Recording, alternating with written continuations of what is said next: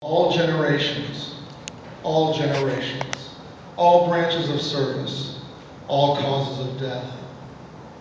A way that would give a tangible reminder to every American of this price that very few pay. The Honor and Remember flag. Would you help me, sir?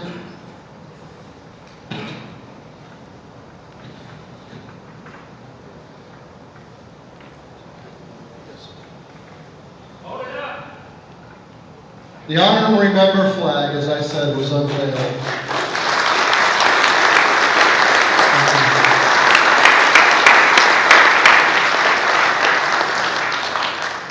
Very quickly, the symbolism behind this flag. The red field, American flag red, stands for the blood sacrificed for our country. The white field beneath, the sincerity, the integrity, the purity of that sacrifice. Because every one of those, and I know we can only go back and think about what it was like over 200 years ago, but yet every one of those men and those women said, this needs to be done. Don't worry, we're going to get it done, and we'll be back. The blue star in the center actually goes back to World War I, when a blue star, many of you would recognize, a blue star banner was hung on the windows of families' homes, letting people know that they had somebody out in the fight. The gold star overlaid that blue star when that loved one wasn't coming home. That's where we get the term Gold Star Mother, Gold Star Father, Gold Star Family. The folded flag, and maybe some of you historians can tell me later exactly when the folded flag was handed for the first time to a family. The flames above it, an eternal reminder that we will never forget. And the words below, we will always honor their sacrifice and remember them specifically by name. And it is the goal of this organization to remember every single patriot who has given their lives to this country by name. This symbol has now been adopted in 14 states as an official symbol of remembrance for that state. Arizona is one of them, to let you know that. There was a bill in Congress to make this an official national symbol of remembrance. But what is most meaningful to me in this, and why I am here, let's take that, is because, thank you, sir. Is because when I said that my thoughts went back to the revolution, they actually did. When I said that I wanted this to be a flag for all generations, out of the blue, I was contacted by the Norfolk Society, the Sons of the American Revolution. They contacted me and they said, we heard about what you're doing. We think this is so amazing. We want to embrace this for our generation. And through Norfolk and through the state of Virginia and through the National Congress in 2010, the Society embraced Honor and Remember as a symbol for their generation.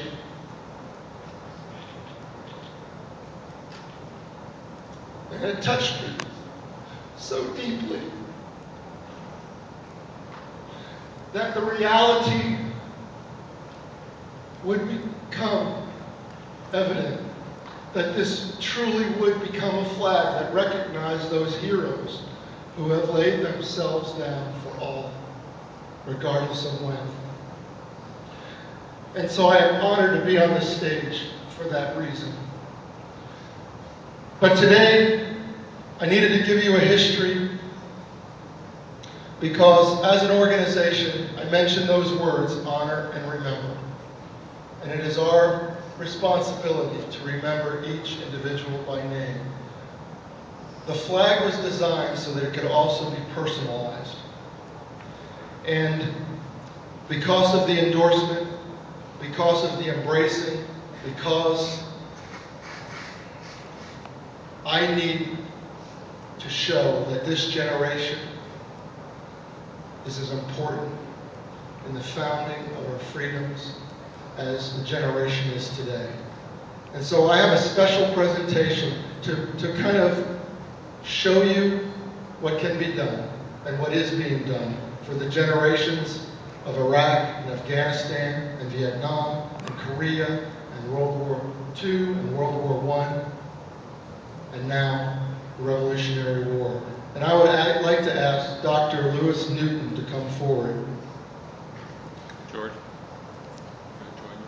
Virginia. Sorry? From Virginia.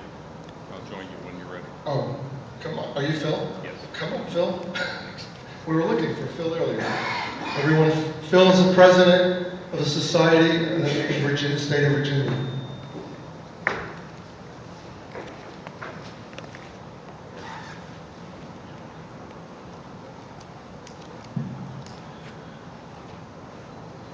It was going to be a difficult thing. When I first offered to be here and to make a presentation, I wanted to start someplace. I needed to start. I didn't know where. I left it up to this society to let me know who should be honored today. There were a number of soldiers that could have been honored, but we need to start with one. And so I will say that this honor today is a representation of all of that generation. But we will start with one, and I hope there will be many, many more. Well, today we are going to honor Captain John Chilton.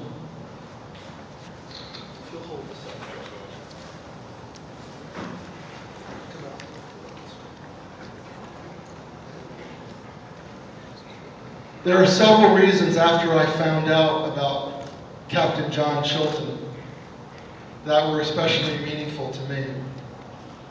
One of them is that we are within a week of celebrating our independence, which is appropriate for this Congress. Second is that John Chilton was a Virginian. This flag was created, established, adopted by Virginia. My son was a Virginian, born and raised. He died in Virginia. Third, September 11th, 1777, one of the most significant days in our country's recent history. And the last that I know of him is that he did die in battle with his men. And he died actually commanding them. And as I understand, is buried in an unmarked grave somewhere in that state. Phil, if you'll hold the whole flag, I want to read a certificate and then we'll be through. President Jim.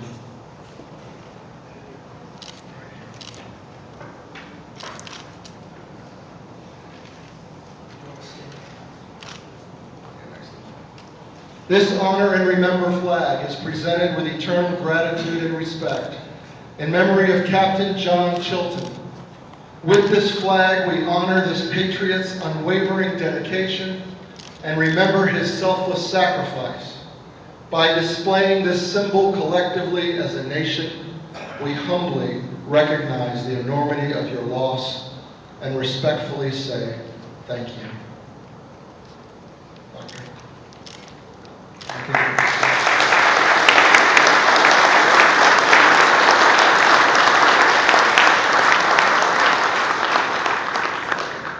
Mr. Lutz, I wish to thank you on behalf of my ancestor, Captain John Chilton. It has come to our attention that there are at least 6 additional Arizona Society of Patriot ancestors who died in the Revolutionary War. I'm going to read their names and ask if their compatriot descendants are in attendance, that they stand to be recognized. Valentine Crawford, Robert Rensselaer, John Fry, Jeff and James Kimball, Ensign Asa Gear, Jerry Menace, Benjamin Hill, Stephen Albert, Joseph William Pickens, Ben Schmidt, and Ensign John Rucker, Jim Williamson. This is a very special way to remember our obligations to our forefathers who gave us our Constitution, the Bill of Rights, an independent Supreme Court, and nation of free men.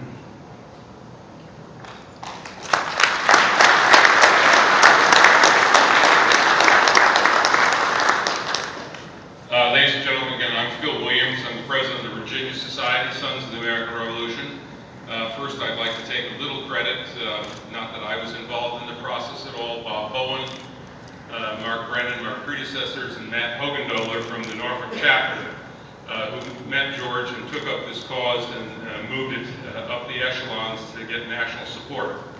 I think it's an incredible program. It's an incredible idea that George had to reach back to the descendants of previous warriors and fallen in all of America's wars, and I think it's an incredible addition to your original concept, and I'd like to suggest that future Congresses, the host states, consider replicating the ceremony we've had today for at least one of their own, and bring George back. I think it's an absolutely outstanding program, and I'm thrilled that George is here today, and I'm thrilled to have a descendant of the warrior Chilton from the Battle of Brandywine who fell on our behalf and for our freedom. So on behalf of the Virginia Society, I would just like to thank George, and I want to think that it's an incredible program, and I hope to and expect to further promote it during my tenure as state president of the Virginia Society. Thank you.